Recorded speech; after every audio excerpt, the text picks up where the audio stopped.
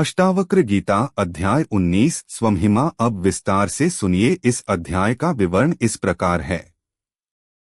जो स्वयं को जान लेता है वही ब्रह्मा की महिमा को अनुभव करता है और उसी में स्थित होकर वह अपनी ही दिव्यता का रसास्वादन करता है। अब तक की आत्मिक यात्रा में राजा जनक साक्षी भाव से शुरू होकर जीवन मुक्ति की अवस्था तक पहुंच चुके हैं। अब मुनि अष्टावक्र उन्हें अंतिम सत्य की ओर ले जाते हैं, उस अनुभव की ओर जहां आत्मा स्वयं अपनी महिमा का दर्शन करती है। इस अध्याय का नाम है स्वमहिमा, यानी स्वयं की महिमा को जानना और उसी में स्थित हो जाना। मुनि कहते हैं, राजन, तू अब आत्मा को जान चुका है। अब समय है कि तू स्वयं को उसी रूप में देखे जैसे ब्रह्मांड का केंद्र, जैसे अनंत, अचल और दिव्य सत्ता। यह कोई अहंकार नहीं है, यह अहंकार की पूर्ण समाप्ति के बाद उत्पन्न आत्मगौरव है जो भीतर से आता है। राजा जनक पूछते हैं, गुरुदेव, क्या यह आत्मा की स्तुति करना है? मुनि उत्तर देते हैं, नहीं राजन, यह आत्मा को देखना है उसके पूर्ण स्वरूप में, जैसे सूर्य स्वयं को देखता है, जैसे आकाश अपने विस्तार को जानता है। यह अनुभव है कि मैं जो हूँ वही सब कुछ है। इस अध्याय में मुनि अष्टावक्र जी कहते हैं, ज्ञानी वह है जो भीतर से जान चुका है कि वह कोई सीमित इकाई नहीं बल्कि समस्त ब्रह्मांड का आधार है।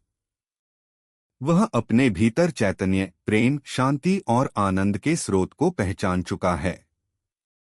अब उसे किसी से कुछ मांगना नहीं, उसे स्वयं से ही सब कुछ प्राप्त हो रहा है।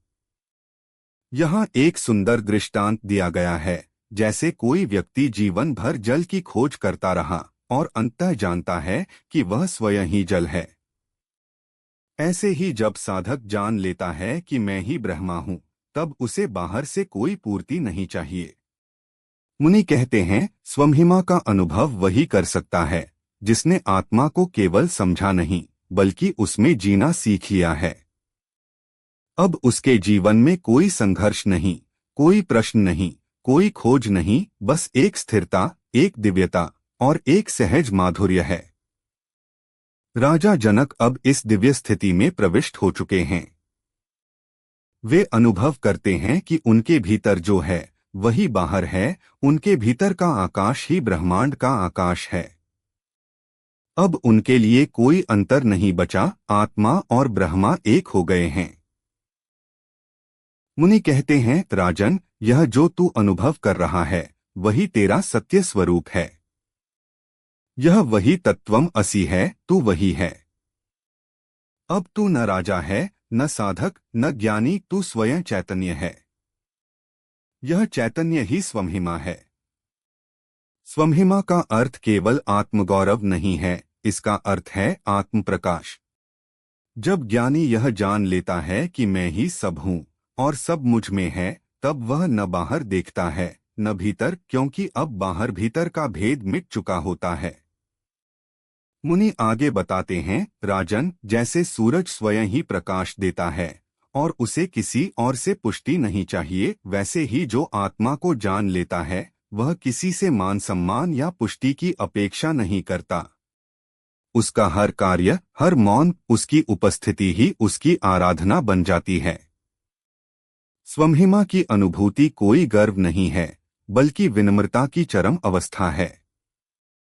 अब ज्ञानी कहता है, मैं कुछ नहीं फिर भी सब कुछ हूँ। मैं अदृश्य हूँ फिर भी सब जगह हूँ।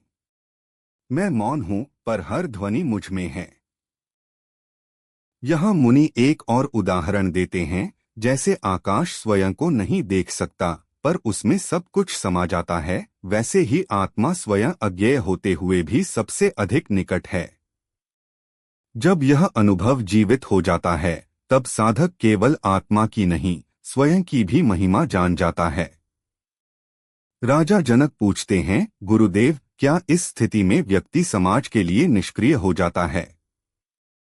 मुनि उत्तर देते हैं, नहीं राजन, अब वह व्यक्ति समाज के लिए जीवनदायी बन जाता है। अब उसके कर्म, उसकी दृष्टि, उसके विचार, सब में से एक दिव्य शांति और प्रेम झलकता है। अब उसका होना ही अनुग्रह है। स्वमहिमा की अनुभूति एक आंतरिक क्रांति है। यह बताती है कि हम कभी खोए नहीं थे, हम हमेशा वही थे, बस हमें स्वयं को पहचानना था। मुनि अंत में कहते हैं, राजन, अब तू ब्रह्मा का नहीं, ब्रह्मा तू है। अब तेरे भीतर कुछ भी छोटा नहीं बचा, अब तू समग्रता में स्थित हो गया है। अब तेरे लिए कुछ भी अनजाना नहीं, क्योंकि सब कुछ तू स्वयं है। इस अध्याय का सार। स्वमहिमा का अर्थ है आत्मा को उसकी पूर्णता में देखना और जानना। ज्ञानी अब केवल साक्षी नहीं, अब वह आत्मा की दिव्यता का स्रोत बन जाता है।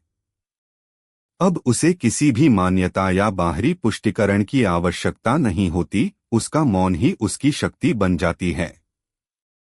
स्वमहिमा कोई अभिमान नहीं, बल्कि वह अनुभव है जो आत्मज्ञान के अंतिम शिखर पर प्राप्त होता है।